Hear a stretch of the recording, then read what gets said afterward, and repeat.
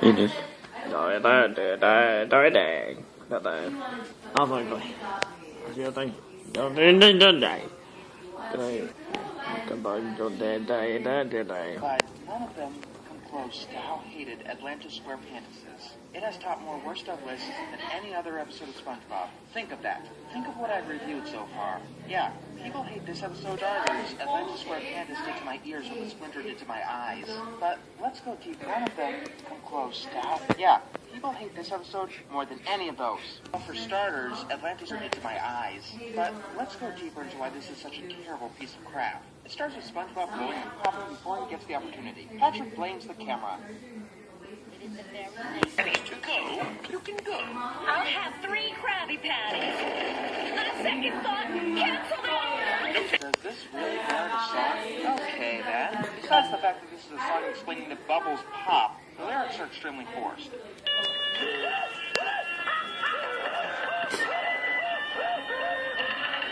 is a song explaining that bubbles pop. The lyrics are extremely forced. Siren! Oh, pirate, am I? All right. Pointless song. SpongeBob blows a bubble that encases the both of them. It lifts them off the ground and sends them careening into a random cave. The Bottom Museum. We cut to Mr. Krabs being his usual greedy self, charging people to get into the museum on a day when it's supposed to be free. When he's off the building, and it just so happens that Squidward is already there, of Atlantis, and thinks that SpongeBob stole it. Loads. I'm a tyrant. The worst in only 17. What of it? Season or two. It turns out that SpongeBob didn't steal the amulet of it, or half of it. While Squidward is ranting on about Atlantis, I'm just thinking of if the writers actually know what an amulet is, to be worn around your neck, not a big fat medallion. It disappeared. Here it is. I'm captain of this ship, catching crabs. And I say... Civilization. SpongeBob and Patrick learn of the oldest living bubble. They currently...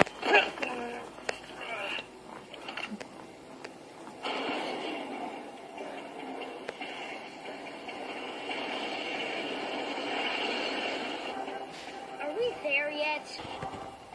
we there yet? We'll get there when we get there. Baited? Come on, really? A fucking bubble? You guys can do better than that. Hello, worthless students. I'm your new instructor. No one's ever failed my class. Let's live through it.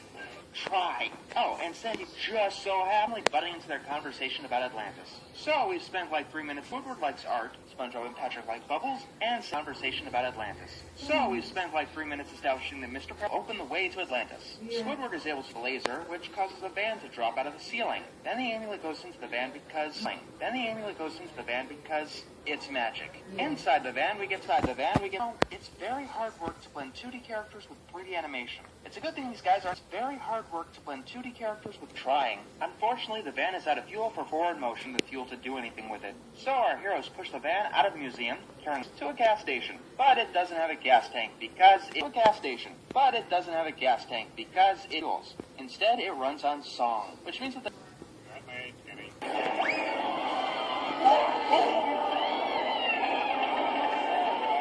Và đĩa này là get something remotely pleasing. nhập quá đẹp rồi.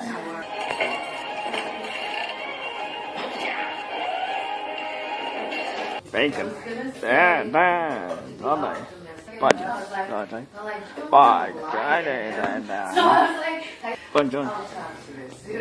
Cái nó ada seda toda. Decides to give these complete strangers a tour of the city. Then we cut to Plankton and others.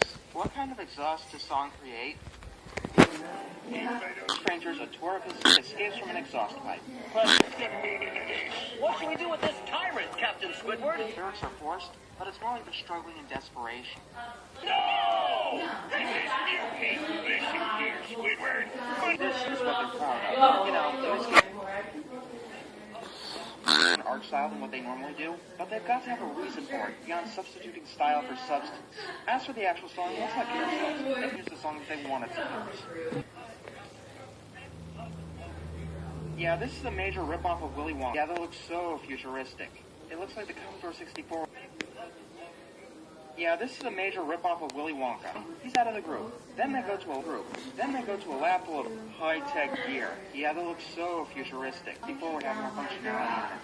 Extra, if you want to show us a lab, give us some of those electric orbs, Tesla coils going off, or maybe even an everlasting gobstopper. Size some creativity. If you want to show us a lab, give us some of those electric orbs, Tesla coils going off, or maybe even an everlasting gobstopper machine. Instead, we get a machine that turns anything into ice cream.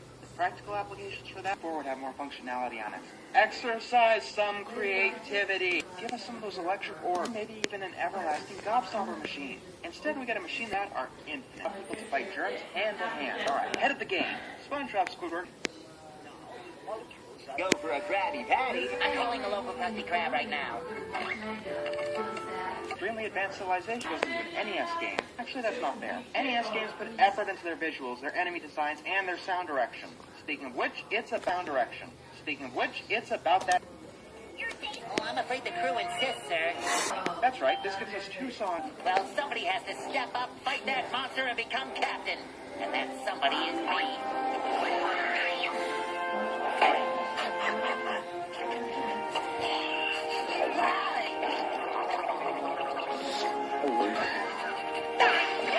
Actual Atlantean culture. Trust me, buddy, no you don't. Buddy, no you don't.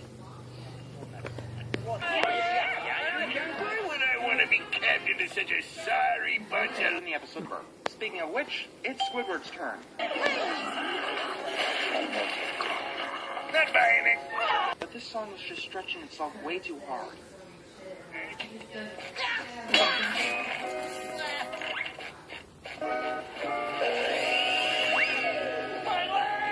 Or a half-assed attempt at it. Apparently this bubble was improvisation because I don't fucking know. That's it. Well then, I'm gonna do the worst thing I can do to your old dime. Back at the beginning, the bubbles were popping before the camera went off. If they can't get the big details down, fine. We cut to the others eating SpaghettiOs. Well, that was anticlimactic. Again. And when questioned, Patrick spills the beans.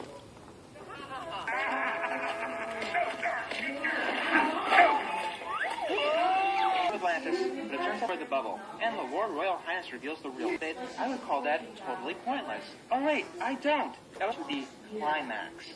Sandy, the totally incompetent guards with useless weapons. You know, SpongeBob at all. You know what I find funny? It's the way the climax of an episode, but not the fact.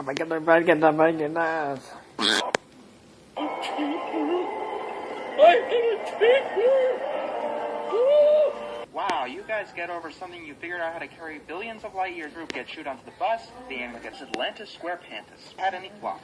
The first one of them, anyway. Yeah, considering SpongeBob you're fired, we're still doing shit like this. Anytime that the story didn't take a break to throw us into a silly Wonka. And the songs themselves, nice.